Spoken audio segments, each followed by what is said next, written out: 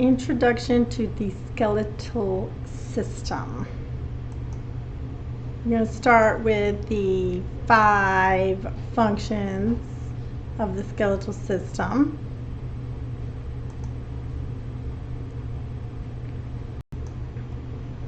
Protection. The skull protects the brain. The rib cage protects the heart and the lungs.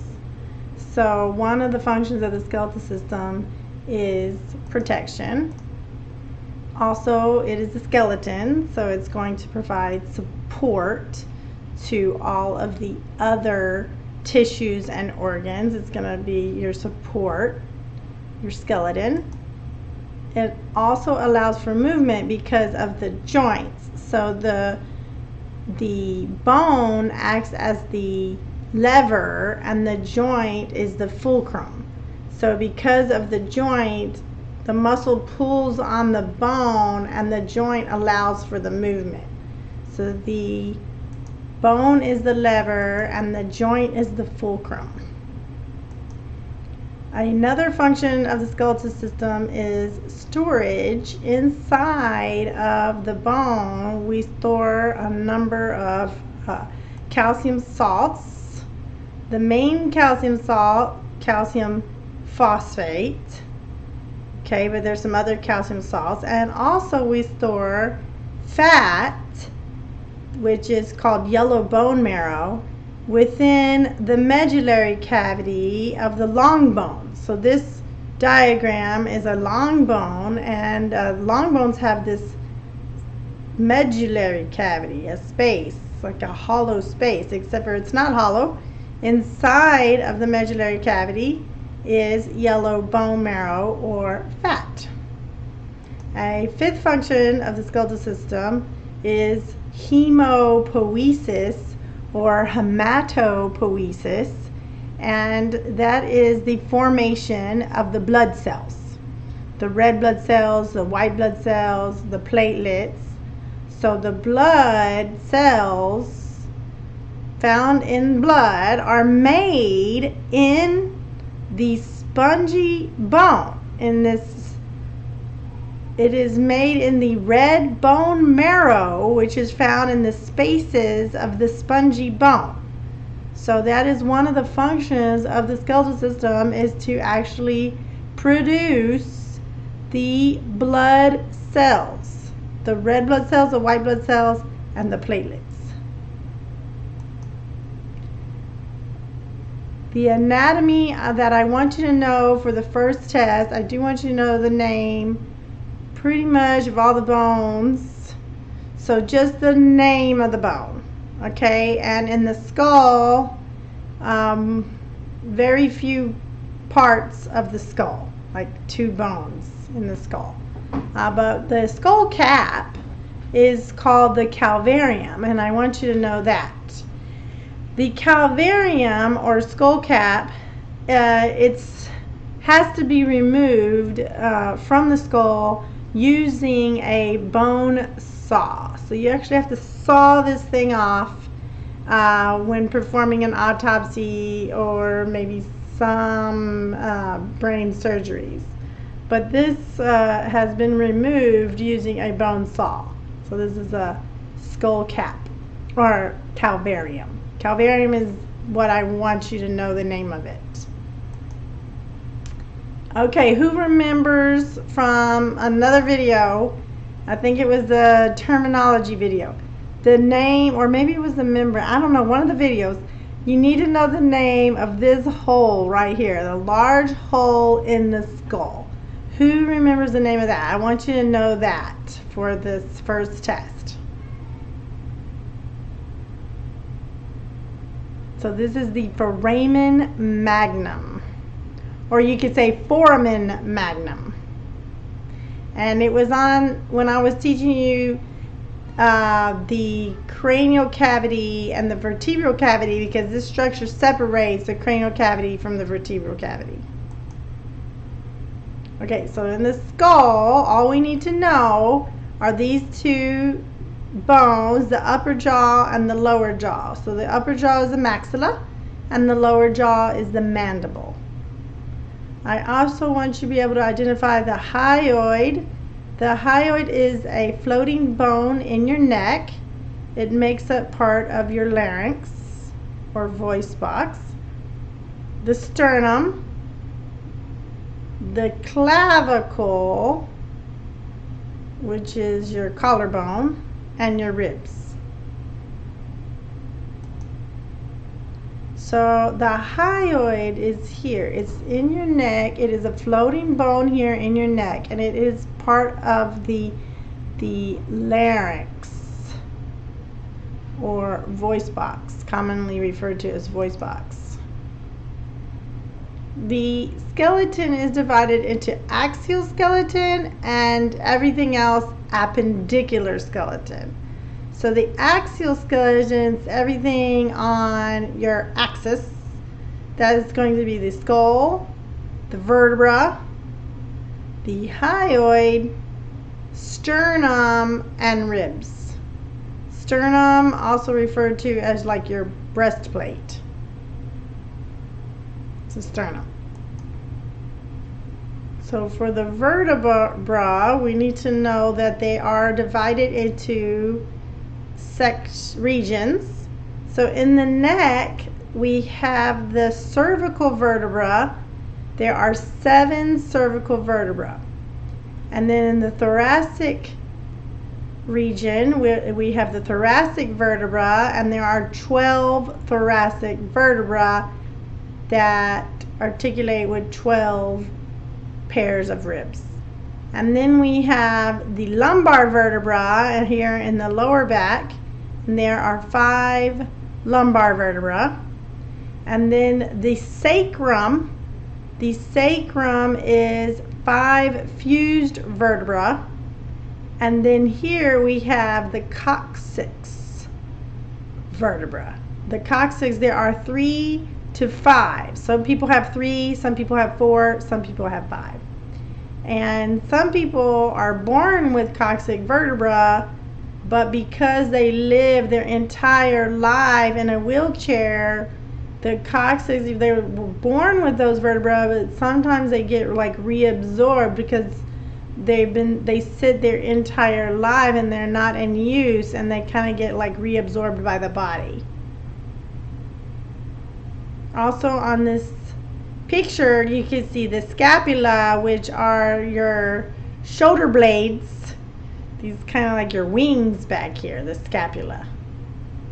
They are not part of the axial skeleton. They are part of the appendicular. They're part of like appendage. So the appendicular skeleton is everything else. So not your axial skeleton. So everything else is appendicular. And that has the pectoral girdle, which is made, what contributes to the pectoral girdle is the clavicle and the scapula. And the pectoral girdle attaches the upper appendage to the axial skeleton. And then there's the pelvic girdle, which is the pelvis, and it attaches the lower appendage to the axial skeleton. So the function of the girdle is to attach upper and lower appendage to the axial skeleton. So in the upper appendage, you have in the arm, this bone in the arm is the humerus, and in the forearm we have 2 bones, one that lines up with your thumb. It lines up with your thumb, and it's called the radius. The other one lines up with your pinky finger. It's on the kind of on the side of the pinky finger, and that one is the ulna. So you have the radius and the ulna. In the wrist, the little bones in your wrist are the carpals, and there are 8 carpals. In the hand, they're the metacarpals, and they are numbered just like the phalanges are numbered. So this metacarpal beneath the thumb is your first metacarpal, and then the second, third, fourth, and fifth. So this bone right here, this bone right here, this one beneath your pinky, would be the fifth metacarpal of the right hand. On the model, that would be the right hand. Fifth metacarpal of the right hand, and you have to say all of that on the test. Okay, now in the lower appendage, we have in the thigh, we have the femur, which is the largest bone in the body. And then the kneecap, which is your patella. And in your leg, you have two bones. The tibia is the bigger weight-bearing bone, while the fibula is the smaller skinny bone, fibula. So I think of a fib, what is a fib? It's a little white lie. So it's the littler bone, the fibula. But a lot of people get this, it's hard for them to remember. Tibia, fibula. They like get it mixed up. Okay, so it's tibia, fibula. And then in the ankle, you have the tarsals. There are 7 tarsals. And I want you to know the name of one of the 7 tarsals, which is this one right here. This one is called the calcaneus. Calcaneus. So these are all the tarsals, and there are 7 of them. And I want you to know the name of this one right here, which is the calcaneus. And then in the foot, instead of having, in the hand, they're called metacarpals. In the foot, they're metatarsals. And again, they're numbered. Under the big toe, it's the first metatarsal, second, third, fourth, fifth. And then you already know how to name the phalanges from a previous video. So you have the first, second, third, fourth, and fifth, and then the one that is closest to you is proximal, the one that is further away is distal. So like in your big toe, you have proximal and distal, but in these other toes, you have a proximal, middle, and distal. So like this one right here, this little tiny bone here, the name of that one would be the third distal phalange, or you could say phalanx, of the left foot. What is the name of this bone right here that is indicated by X?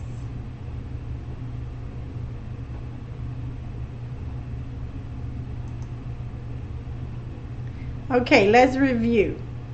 What is the name of this skull cap? A lot of students miss that one on the test. They do not say, they don't say it correctly. What is the name of the bone Z? What is Y? Give the name of the floating bone in the neck, X. What is the name of this collarbone? B. Give the name of the breastplate bone, C.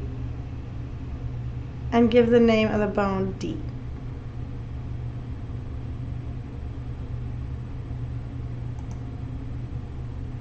Okay, let's also review these bones here. What is the name of the bones A, B specific? So with that one, I'm going to want you to say cervical vertebra. And then I might ask you, and how many of those are there? There are 7 of them. Give the name of the bone Z. Give the name of the bones at B, B specific. And tell how many of them are there. Give the name of the bone E.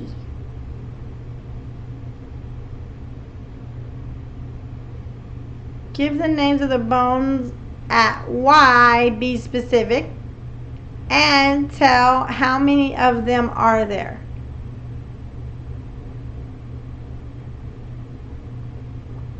What is the name of this big bone here at D? This big giant bone.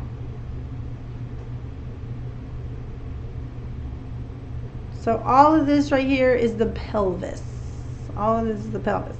Give the name of X, the bone at X. Give the name of the bones C, be specific, and tell me how many of them are there.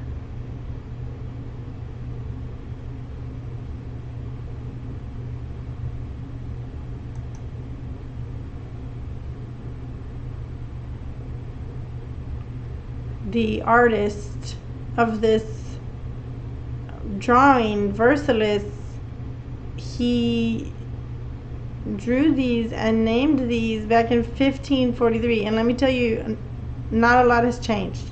The anatomy is still anatomy. These bones are still where they were in 1543. Not a lot has changed in the science of anatomy and physiology. What is the name of the bone E? Give the name of the bone A. Give the name of the bone B. This is the bigger bone that is supporting your weight. Give the name of the bone C, which is the smaller, thinner bone in the leg.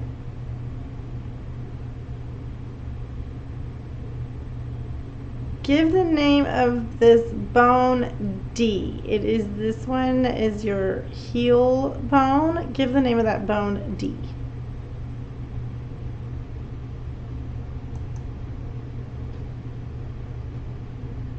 Okay, we're still reviewing. What is the name of this whole entire structure here? This, all of this right here. That is going to be called the upper appendage. What about this plus this? The clavicle plus the scapula together, what do those make up?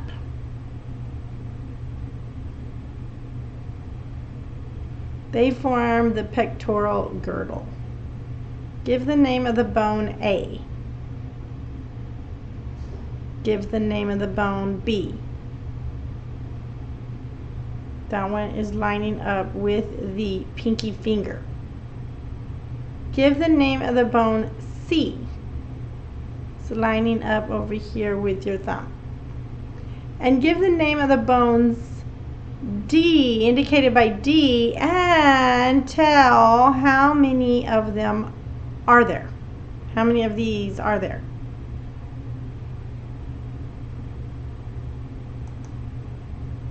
Okay, that's it for the skeletal system.